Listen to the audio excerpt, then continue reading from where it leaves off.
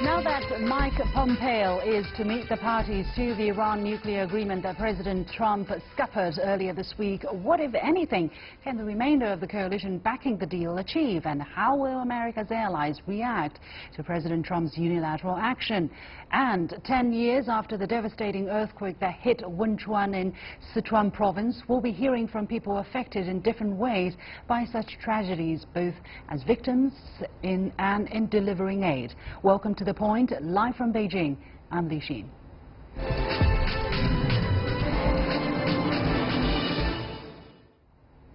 U.S. President Donald Trump's decision to withdraw the U.S. from the Iran nuclear deal threatens to scupper international efforts to constrain Tehran's nuclear ambitions. Although he offered no alternative policy to put it in its place, his move to reimpose sanctions on the country could have consequences that reach far beyond Iran, while at the same time he has put U.S. diplomacy on a collision course with some of Washington's closest allies. After returning from the DPRK on Thursday, Secretary of State Mike Pompeo is to embark on talks with allies in Europe, the United States, and the Middle East and Asia to try to persuade them to press Iran to curb its nuclear and missile programs. The open question is whether the allies, and above all Iran, will agree to resume any talks. The U.S. hope is that Iran will be dragged to the negotiating table by the resumption of U.S. sanctions, which would penalize European and other countries and likely cripple Iran's economy. So what could come out of these talks between Mike Pompeo and his counterparts, and what are the possibility that any talks could take place in the near future? I'm joined by Professor Mohammed Marandi from the University of Tehran, and from Washington, Gareth Porter, an American historian, investigative journalist, author and policy analyst specializing in U.S. national security policy. Gentlemen, welcome to the show. Now, while technically the deal can remain in place even after Washington pulls out, history would suggest that the administration may have a more ambitious goal to implode the agreement altogether. Professor Marandi, despite pleas by the leaders of Britain, Germany and France, the Trump administration has given no indication that it will exempt their banks and businesses from new sanctions, which could make it impossible for European countries to stay in the agreement. How come we have got to a position whereby the decision of one man can have such far-reaching effects on the rest of the world? It is a dangerous situation. What Trump is basically doing is he's behaving like a global dictator. This agreement was something that was negotiated for a very long period of time. The Iranians were very flexible. They gave significant concessions. In fact, many people in Iran were deeply opposed to the agreement. But the Iranian side, ultimately, when they decided to agree to it, even those who opposed and those who, of course, supported it, all of them came together and they said we must abide by our commitments. What Trump did basically was he slapped the international community in the face, the Chinese, the Russians, the Europeans, and said that your efforts have no consequence, they are of no importance. And he's also now, after tearing the agreement, he is now threatening his own allies, and again Russia and China and others, not to disobey what I have dictated and not to do business with Iran. So this is a very dangerous situation. The European Union countries, they have been trying to appease Trump. When Macron went to Washington, he was publicly humiliated. We remember the dandruff incident, and despite his pleading and despite the fact that he basically was begging Trump not to leave the agreement, he was ignored, and the same happened with the German Chancellor. So if they want to seem relevant, both the EU and these countries, they have to grow a backbone and stand up to the United States. There is no other option. Otherwise, things will simply get worse across the globe. Dr. Porter, now Iran's President Hassan Rouhani said Iran would negotiate with the 5 other signatures to the deal in the coming weeks, but he faces strong internal opposition from hardliners who want to leave the nuclear non-proliferation treaty. So in your understanding, why is Iran giving the other parties a chance to keep the deal alive if the country's leaders know full well that it will not work with the U.S. on board, without the U.S. on board? You know, that's a very good question. I think that the Iranian government at this point is really desperately clinging to any hope that this framework could continue to provide some kind of basis for working with the Europeans in particular. But you're absolutely right that there is a very strong pressure from the United States. Mohammed pointed this out, which is going to make that a very, very difficult proposition. And so I think that it is inevitable that we are going to see in the future a greater a separation between the European effort to try to save this agreement and the U.S. Basically insisting that the Europeans toe the line because of the extraterritorial sanctions that the United States plans to use as a lever or as a club really against the Europeans. I think the Europeans are going to it's going to make it very difficult, if not impossible, for the Europeans to really save this agreement. So for some period of time, I think this will play out, but eventually, in some months rather than in years, I think we're going to see a reckoning that will inevitably lead to a much more dire situation in terms of international tensions. Mm-hmm. Professor Marandi, some observers are talking about a more hardline and dangerous regime in Iran as a result of the U.S. move. What is your take? Well, Iran obviously is not a regime. It's an Islamic republic. It has democratic institutions. There are checks and balances. And it's unlike American allies in the region, which are either family dictatorships or an apartheid regime that exists and subjugates the Palestinian people. And the Iranians have been abiding by international law, the Iranian nuclear program. As we've just heard a few weeks ago, Pompeo, when he was still the head of the CIA, he went in front of the Senate Foreign Relations Committee and admitted that even before the nuclear deal, Iran was not moving towards a nuclear weapon. This is extraordinary. And this did not even make the news. So basically, he said this basically because he wanted to say, don't worry, if the U.S. pulls out of the agreement, Iran won't go for a nuclear weapon, because Iran wasn't doing so beforehand. But what he unwittingly did was he basically crushed the 15-year-old propaganda narrative of the United States that Iran was seeking a nuclear weapon. So Iran is vindicated. It shows that the United States knew before the agreement that Iran was not seeking a nuclear weapon. And now the Iranians have shown the international community that the United States, again, is the side that is unreliable and unfaithful. The Iranians, though, in order to show that they are not the side that wants to increase tensions, that wants to create a crisis, they gave a few extra weeks. Instead of pulling out immediately, which they could have done, they said, we'll give a few extra weeks to see what the international community can do. But the only way that Iran could possibly stay in the agreement at this point is if the European Union countries gave a solid commitment that they will stand up to the United States, they'll protect their citizens, they'll protect their businesses, and they won't let the Americans intimidate them. Personally, I think the best option is for the foreign ministers of Germany, France, the UK to sit with the foreign minister of Iran and the foreign ministers of Russia and China together and to make a joint decision in order to put the U.S. president in his place. And I think this is especially important for countries like Russia and China, which are increasingly seeing U.S. antagonism, Russia facing sanctions, China a trade war. And so Trump should be forced to recognize that his powers are limited. Dr. Porter, you said before that you have done the exclusive investigative work that has uncovered the facts that the evidence of an Iranian nuclear weapons program was fabricated by the Israeli intelligence agency Mossad. What more could you tell us about that, and what are the responses or reactions you have been getting when you tell people, or tell the U.S. government, I suppose, the finding of your investigative work? Well, this was an investigation that began for me back in 2007, 2008, and it resulted in my discovering that when you look carefully at these documents, which really were turned over to the Western intelligence by the Mujahideen-e-Khalq, the Iranian terrorist organization. It was only taken off the terrorist list of the U.S. State Department in 2013.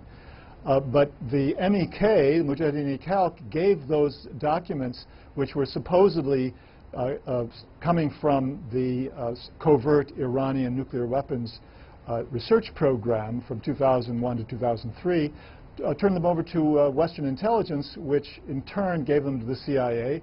And the Bush administration then used those documents as the primary, I would say the exclusive evidence that Iran was indeed determined to get a nuclear weapon. Tried to get the IAEA for years to use them as the basis for essentially accusing Iran of such nuclear weapons ambitions, and was resisted by Mohammed al-Baradei, the Director General of the IAEA, for years, until the United States maneuvered into position the present Director General Amano from Japan, who had already been playing ball with the Bush administration. So basically what I found was that these documents could not have been produced by the MEK. They had to be produced by Mossad, the Israeli foreign intelligence organization. Mm-hmm. And what happened here was that the Iranian government in 2001 to 2003 was really playing a game of deception of the international community, leading them to believe that their Shahab-3 missile was going to be the missile of the future and was going to be mass-produced. And the Israeli intelligence fell for it. And therefore, the documents reflect the fact that they showed the nose cone of the Shahab-3 rather than the one that was actually being developed at that point by the Iranian Defense Ministry. Professor Porter, Dr. Porter, I'm going to interrupt you here. Professor Marandi, you have about 30 seconds. What do you think is the credibility of Dr. Porter's finding, and what implications, if at all, will such finding have on the situation? Well, his findings are very important. I've read his book, Manufactured Crisis, and I think everyone should read the book. It proves beyond doubt that the whole story of the nuclear program being a military program was false, and that the United States was simply using it as an excuse to put pressure on Iran. And as I pointed out earlier, Pompeo's recent admission as the head of the CIA confirms exactly what Gareth Porter said, although Pompeo said it for a very different reason. Okay, we have to leave it there. Many thanks to my two guests, Professor Mohammed Marandi from the University of Tehran and Dr. Gareth Porter, an American historian, investigative journalist and author and policy analyst from the United States. Now, a quick point from me, my personal commentary.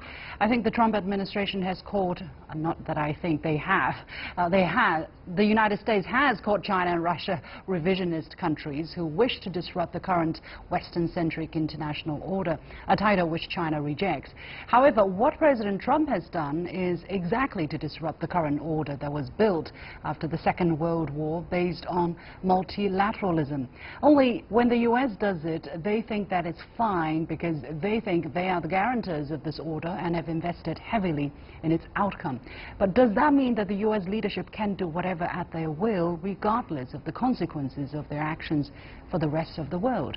Such willfulness will slowly erode people's trust in the U.S. leadership and the order it has created, if it hasn't done so already. You're watching The Point with me, Li Xin. We'll take a short break and we'll be back right after this. On May 12th, China marks the 10th anniversary of a devastating earthquake that struck Wenchuan in its southwestern province of Sichuan. The quake left more than 69,000 people dead, nearly 18,000 missing, and millions homeless. 10 years on, how are the people affected doing now? What changes have they witnessed in terms of disaster relief and reconstruction? What lessons have been learned? I'm joined by Gwen from Chengdu, who who is head of the East Asia Regional Delegation of the International Federation of Red Cross and Red Crescent Societies. And in the studio, I'm joined by Xiao Shiyao, who is a native of Beichuan County, one of the worst-hit areas. He witnessed the quake as a 12-year-old, and Professor Fu Jing from the School of National Development at Peking University. Let me come to our guests in the studio first. Shiyao, you were in 6th grade when the earthquake struck. What happened? Do you still remember very clearly your experience back then? So as you said, I was at primary school back then, and our class was supposed to start at 2:40 p.m. and at 2:28, I was sent home, checking my school bag and be about to leave. And at that moment, the earthquake broke out. And the first several seconds, I didn't know what happened. And I just heard my mother was yelling with panic, "Son, it's earthquake, come to the bathroom." So I struggled to move from my room to the bathroom. And by the way, these are the pictures that you took at the moment when the earthquake struck? Yeah, so it's just like 1 or 2 minutes after the earthquake. Okay, so very dusty, very dusty. You could say that, so I will tell it later. And you say that, my mother held me, and we was in the bathroom. There was a little storeroom and our bathroom, and we could see that the wall was cracking and the floor was sagging down. So it was very torturing because you didn't know that whether the building will collapse, and you could do nothing to help yourselves out at that very situation. But I was not that scared at all because I was only 12-year-old, and I knew little about earthquake, and I didn't know what the result it will be. But what really scary is after when we worked out, I saw those 2 pictures. So you can see that the sky was dusty, and we couldn't see anything. The screaming, the people were screaming everywhere. So, but fortunately, you escaped unhurt, your mother as well. But lots of people there. Yeah, in the people that you know, were there a lot of victims? Yeah, I suppose. So, 10 years on, looking back, what are the emotions at this moment? So it's lots of emotions because you say that we as victims and see how we people to go through this 10 years from reconstruction. You know, we have built a completely new town in Beichuan. So lots of people's living standards are raising very quick and very, very fast, and to a higher level. So we could never imagine before the earthquake. And what I really care about, and as a victim, I think is about the mental construction. Especially, I saw lots of people lost their parents, lost their relatives, close friends. So there are and then even at that time when I walked through the road, I saw those beautiful buildings built after the earthquake. I would say that all these beautiful things were built at the price of thousands of people's lives. So it's kind of emotional flashbacks to those old faces. Right, if you think about it. Yeah, so. And also, you mentioned that the quake, you told me earlier that the quake inspired you to become a reporter later on. I know you are still a senior student. How has that experience really changed you in terms of personality or career choices? There was one moment I remember very clearly. So it's the first night after the earthquake. People were lying at the parking lot, and I saw nobody was fall asleep, actually, or fall asleep. And we heard the radio. It's kind of like the first signal we received from outside world, and the broadcaster was announcing that the rescue forces is coming. So it's kind of like it's kind of like the silver lining behind the skin, and give those helpless people like me hope. So that's the first time I realized how powerful the media is. So. And later on, when I went to the college, in my freshman year, I went to a lecture. It was conducted by a senior journalist who covered the Wenchuan earthquake. And during his lecture, I heard him talk about what he did and how he used his stories to inspire Chinese people to cheer the nation up in this very moment. So that was the moment I think, why can't I do this thing? Just like he wrote my stories, and I can wrote other people's stories and to write the first draft of the history and to write some part of it and devote my life to journalism. So that's the reason why I decided to do this after graduation. Right. Professor Fu Jing, what's your reaction having heard what Xiao experienced and how that experience has changed him? Well, he impressed me as someone who is paying attention to parts. He mentioned about the very rapid progress in terms of the physical dimension of reconstruction. That is an area where we are good at. And as the progress is very fast, and we tend to pay less attention to the emotional side. And this is important as we continue into this progress called modernization. And actually it's very important. We have to deeply think about what's the meaning of life, in addition to the sort of physical side we have. Is 10 years long enough for people to recover from that?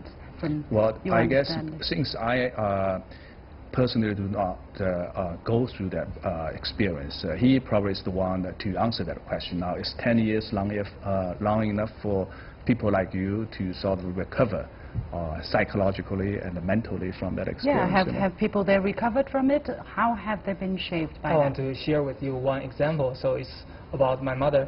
So when like last year, my grandmother was in the hospital very badly. So my mother told my grandmother, "You had survived in such a disastrous catastrophe, but right now the small illness, like earthquake. So even the building collapse didn't kill you.